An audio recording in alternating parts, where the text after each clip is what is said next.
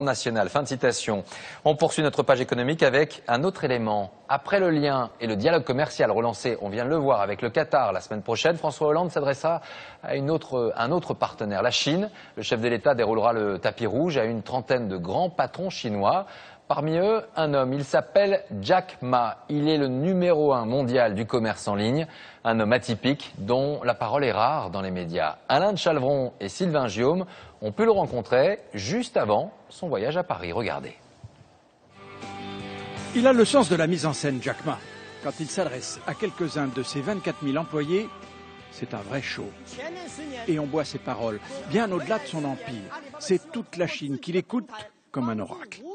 Petit, maigrelet, sec comme un coup de sabre, un visage pétillant d'intelligence, rien ne prédisposait pourtant ce fils de la ville de Hangzhou, près de Shanghai, à devenir un des patrons les plus en vue et les plus riches de Chine.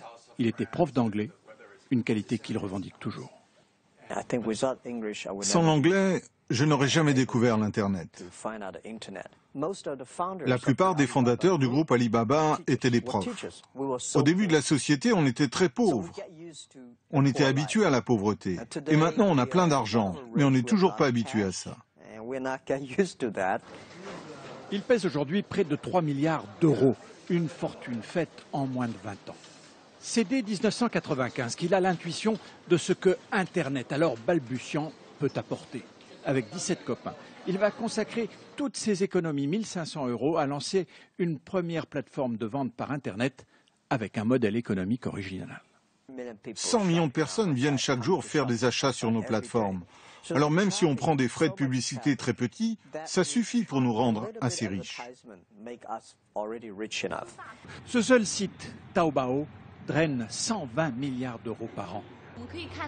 Ça, ce sont les transactions entre PME. En ce moment, il y en a près de 8,5 millions. Chez Alibaba, comme chez Google, on est encouragé à faire du sport, à lire, à discuter avec les collègues, à proposer des innovations, des relations humaines révolutionnaires en Chine. Dans ce pays, le commerce par Internet, c'est 6% du commerce aujourd'hui. Dans 5 ans, cela devrait être 30%. Jack Ma pouvait donc prendre un peu de large. À 48 ans, il a annoncé le mois dernier qu'il prenait une sorte de pré-retraite pour se consacrer entre autres à sa passion, le tai chi. Dans une Chine qui va très vite, le tai chi nous aidera à trouver la force de la lenteur. On est des machines à travailler. On ne sait pas profiter de la vie. Les Chinois doivent apprendre ça. 35 heures de travail par semaine. Et profiter des plaisirs de la vie. Développer le bon goût. C'est ça dont la Chine a besoin. Et nous voulons aider plus de PME françaises qui ont cette culture. Pas seulement Vuitton à venir en Chine. Un milliardaire chinois qui fait l'éloge de la lenteur, des 35 heures, qui prend le temps de faire de la calligraphie. Monsieur Ma n'est décidément pas